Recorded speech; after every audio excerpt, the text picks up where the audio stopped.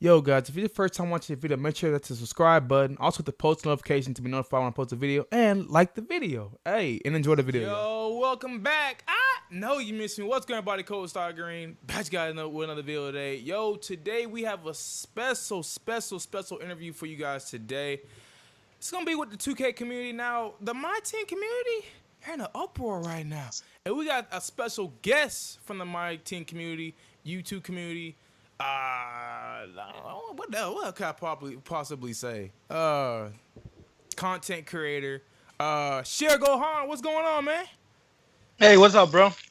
So we got a couple questions for you today regarding the My Team community. So my first question I want to ask you is, how did you first start getting into My Team? That's a good question. So I actually started playing 2K from the original 2K. We're talking Iverson on the Dreamcast. So I've been playing 2K for now, what's that, 20 years? Mm-hmm. But, it wasn't, I didn't actually like the whole online thing until about 2K17, 2K18 or so. That's when I actually started getting into My Team. Mm-hmm. And I was just doing it for myself. I always like collecting shit, so collecting cards. So I started trying to reach all the collector levels by myself. And there came a point where I thought, why not just upload this stuff? Why not show other people my collections and my game style and stuff like that? And I just never knew how to break into until I got that limited signature limited Michael Jordan. That was May 5th of last year, actually. And then I uploaded a gameplay on that card. A lot of YouTubers started asking me to do some gameplay on my account, and I shared it, and that was it. That's how it started. Yeah, I remember that. Didn't Troydan go on your account? Yep. Troydan actually used my limited Kobe. Before that, limited MJ, I think Witness used them, and Ambish did as well, and a few other guys. So that's pretty much how it started. Oh wow! See, I used to be in My Team for a little bit, and then I think it became too much of like you needed a good team, or you needed to like spend money to get a good team, and then I couldn't do that no more. Even though I did play a little bit last year, I'm like, so I want to know like what's going on right now with My Team, like with the why am I hearing that the pack odds are like terrible right now? It's all time bad. Do you know anything about this? Yeah, for sure, man. You know what? 2K has never had the greatest pack odds. However, no. 2K. Yeah, no, they've never been good. However, 2K19 wasn't that bad. Like, let's say that you were a big baller and you wanted to spend $100 opening packs in 2K19. You were definitely gonna get your opals. You were definitely gonna get your pink diamonds. Like, you were gonna lock in that set, whatever it was, even if it was 12 cards. But for 2K20, I don't know what happened. I'm telling you, just a few days ago, I uploaded a pack opening video where I opened 3 million VC. Yes. To try to lock. I wanted to lock in that set with Ball and Taco Fall and all those people, and I wasn't even able to do that though. 3 million VC. It's telling me that something's going on here. The odds are like way worse than they've ever been before, and it's just not. It's getting to a point where you feel, as a content creator, you feel like you can never put the content out on time because you're going to have to wait 4 hours for the card you want to be in the auction house to be able to do your gameplay, because you're not actually able to pull it. And that's content creators that are spending money and spending tons of MT and VC. Imagine regular people wanting to play with Ball. Unless you're extremely, extremely lucky or you pull packs like at 2:30 in the morning or something like that, you're not really going to get that card, and you're not going to be able to enjoy it. The whole point of 2K was supposed to be, here's all these cards, we wanted to try them out, but then if you can't actually pull those cards, then what's going on? You know what I'm saying? So with that, you say you spent. I'm gonna pull back up. You say you spent 3 million VC. 3 million. That's what I'm spending right now. 3 million VC, and you still could not get all the cards in 3 million.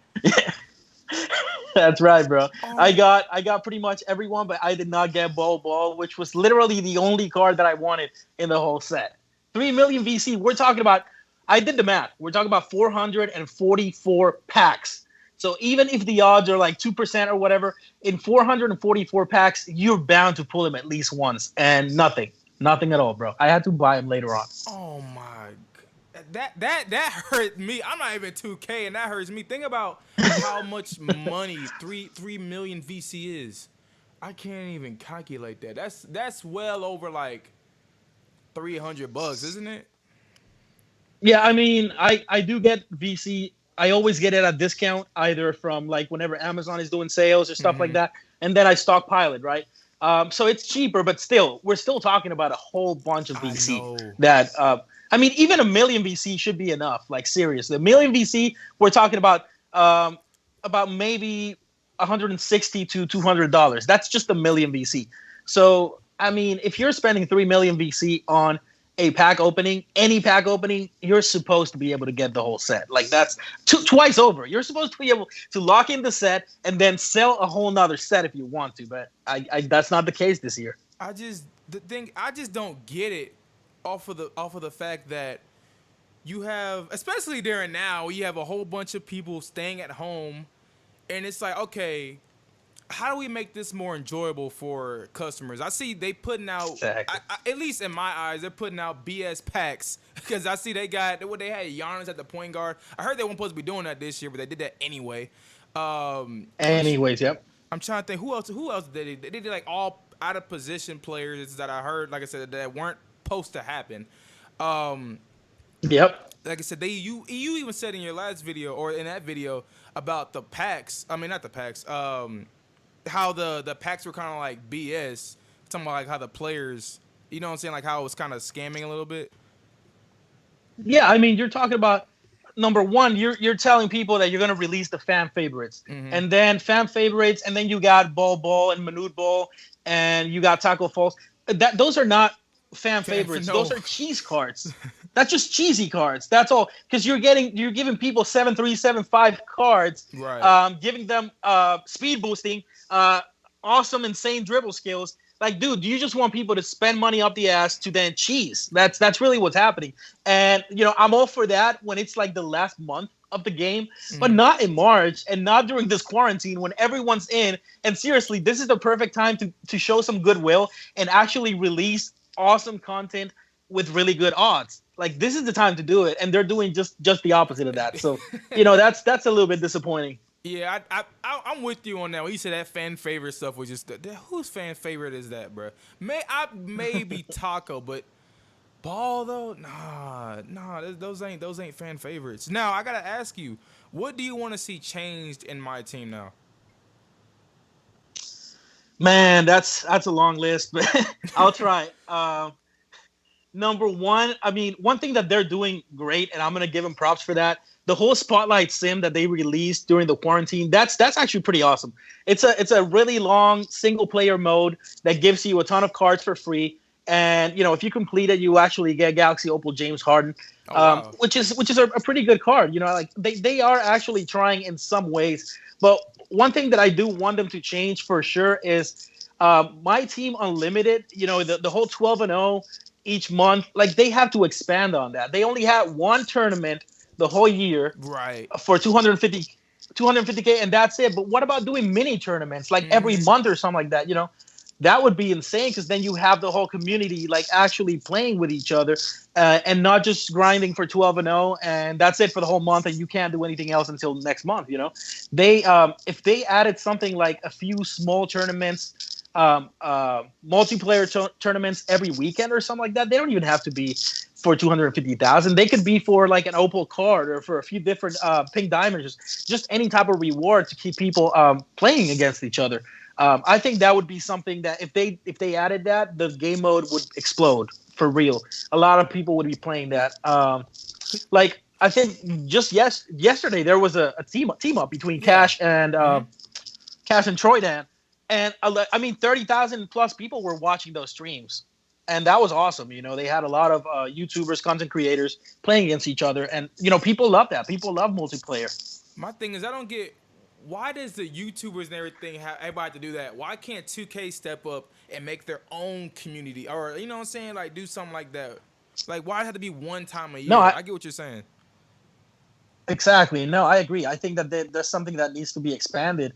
So that definitely needs to change. And another thing that needs to change is the pack odds. I mean, Oh, come badly. on, like it's insane. It needs to either increase the odds, or if you want to keep the odds the same, make them cheaper. Then Right. make them a lot cheaper. Like, or this is an idea. I was talking to a few people on Twitter, and someone gave me the idea of. I think they do this on Apex, where if you open like more than X amount of loot, then you get guarantee reward. And I think that 2K should do something like that. If somebody wants to open 200 packs, I think once you get to that 200th pack, you should be able to get the top card that you wanted, because that's already a lot of money or VC or MT spent. So Right. I think they should have something up there at the height where, hey, I opened 200 packs, that's X amount.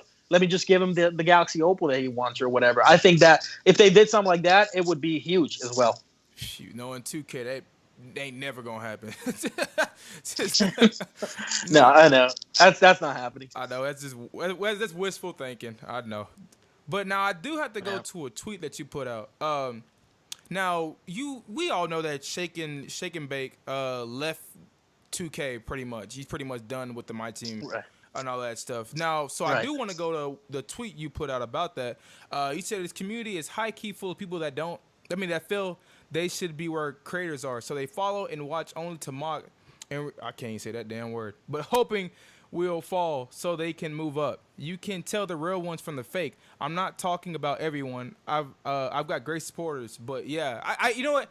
Going through what you put, do you think that some of the community might be at fault for this my team like not getting any better, or I'm not saying like the pack odds, but I'm trying to word this question like how you can answer it easily.